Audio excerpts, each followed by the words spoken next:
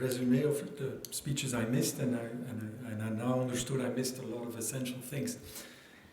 Something about this picture. First, it is a part of Brussels that is not so very popular, because it's actually not chaotic. It's very organized, and it's contrary to the essence of the Brussels soul.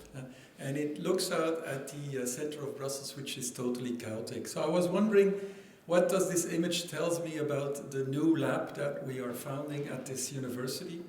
Is it a platform to jump in the chaos, or is it an ambition to bring this kind of order everywhere? And I was actually more for the first scenario, because look at those trees, they're not natural. Look at that kind of gardening, that's so 16th century. And I know that we're actually aiming at finding order in chaos, and that our real ambition is to use this as a platform for further research.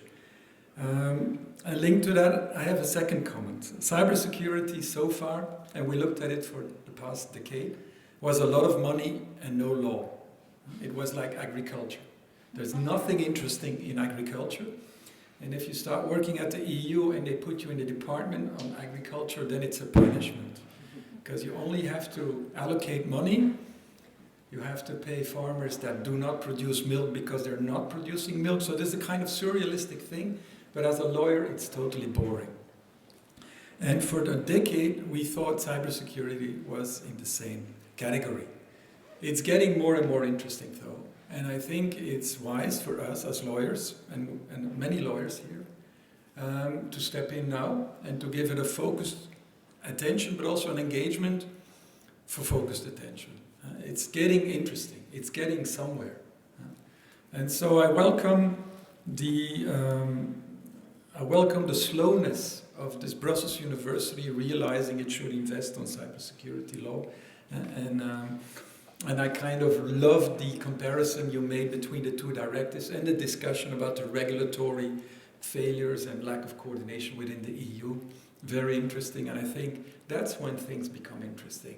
When on top of the actual topic, they launch you into broader reflections and questions and allow you to use cybersecurity as food for legal further thought. And I think it is interesting now already. And on top of that, it is getting this ability that data protection law has to nourish our legal interest. So I think, Vagelis and your team, it's the right moment. And there's a wealth of questions that are open and unanswered.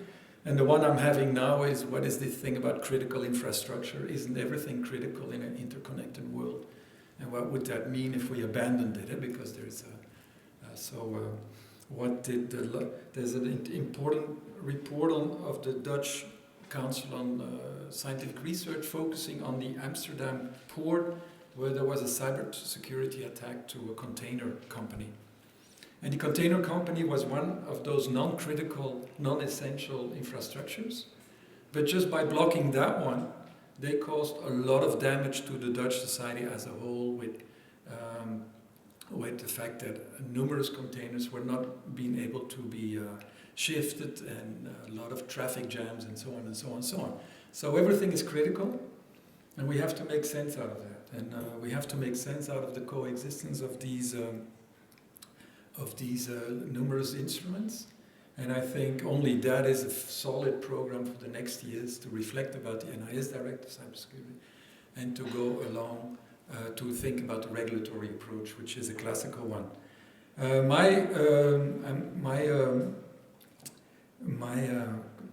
My agenda that I would suggest to this team is do it, realize this agenda, but also open up to the non-legal sciences. So there should be more criminologists and sociologists working on this,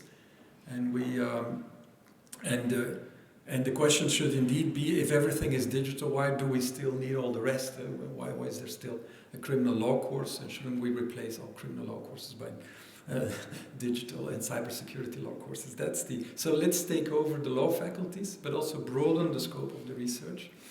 And today what happened is I enjoyed the conversation and the ease with of all the speakers to answer questions and to react to each other's questions and observations. And I think you're good, Vagelis and team. This is going to work, and so let's applaud for each other. And thank you for being here.